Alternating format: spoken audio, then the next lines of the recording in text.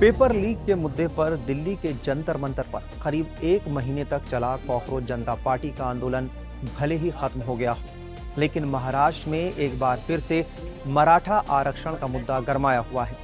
इसे लेकर बड़े मराठा आंदोलन होने की बातें भी सामने आ रही हैं।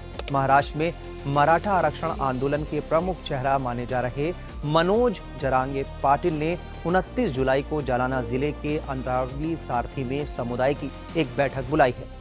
उन्होंने अपने समर्थकों को ये संदेश भेजा है कि 29 जुलाई को सुबह 10 बजे तक अंतरावली सारथी पहुंचे। इसलिए सबकी नजरें इस बात पर टिकी हैं कि इस बैठक में मनोज जरांगे पाटिल मराठा आरक्षण आंदोलन को लेकर क्या फैसला लेते हैं।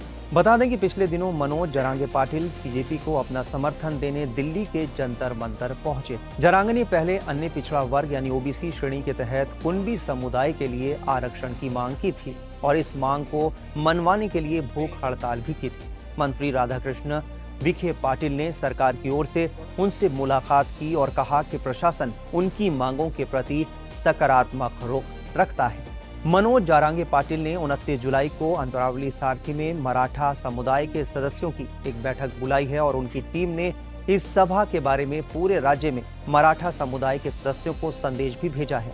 कहा जा रहा है कि 29 जुलाई को होने वाली बैठक में जरांगे पाटिल के आंदोलन की आगे की दिशा तय की जाएगी। मई 2026 में जरांगे ने जालना जिले के अंतरावली सारथी गांव में भीषण गर्मी के बीच मराठा आरक्षण की मांग की और उससे लेकर वो भूख हड़ताल पर बैठे थे। उनकी मांगों में उन लोगों को कुणबी प्रमाण पत्र जारी करना शामिल था जिनके लिए 58 लाख रिकॉर्ड मिले थे। उन्होंने जोर देकर कहा कि इन प्रमाण पत्रों को मान्य किया जाए। डिविजनल कमिश्नर द्वारा हर 15 दिन में इनकी समीक्षा की जाए और पहचाने गए 58 लाख रिकॉर्ड के लिए प्रमाण पत्र जारी करने में विफल रहने वाले किसी भी अधिकारी के खिलाफ कार्रवाई की जाए। भूख हड़ताल के दौरान उन्होंने मंत्री राधाकृष्ण पाटिल के जरिए से ये मांगे रखी थी। मराठा आरक्षण के मुद्दे पर मनोज जरांगे पाटिल 1-2 बार नहीं करीब 10 बार भूख हड़ताल कर चुके हैं। इस बार वो कुछ पहले से बड़ा करने की तैयारी में दिखाई दे रहे हैं और इसके चलते वो सीजेपी को समर्थन देने दिल्ली पहुंचे थे और अभिजीत दीपके के साथ उन्होंने मंच भी साझा किया था। मराठा समुदाय मुख्य रूप से महाराष्ट्र में योद्धा, प्रशासक और किसान समूहों से बना था। इतिहास में मराठा शब्द 17वीं शताब्दी में छत्रपति शिवाजी महाराज द्वारा स्थापित स्वराज्य के कारण व्यापक रूप से प्रचलित हुआ।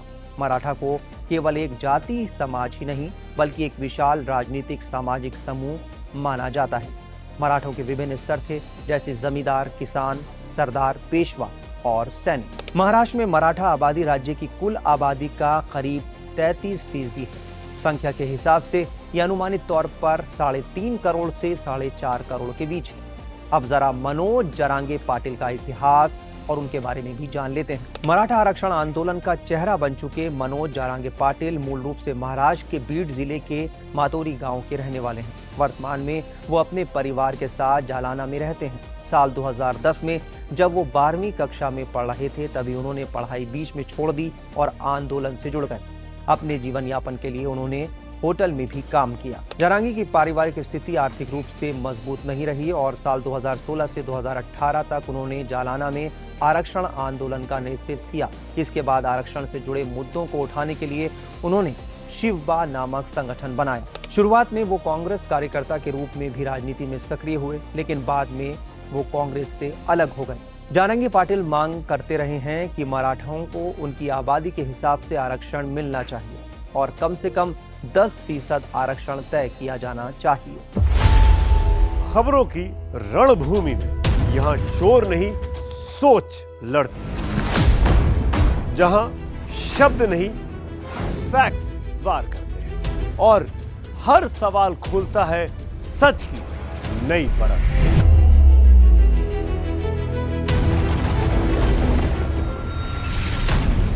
चक्रव्यूह आपके अपने सुमित अवस्थी के साथ सोमवार से शुक्रवार शाम 6:57 पर टाइम्स नाउ नव भारत पर।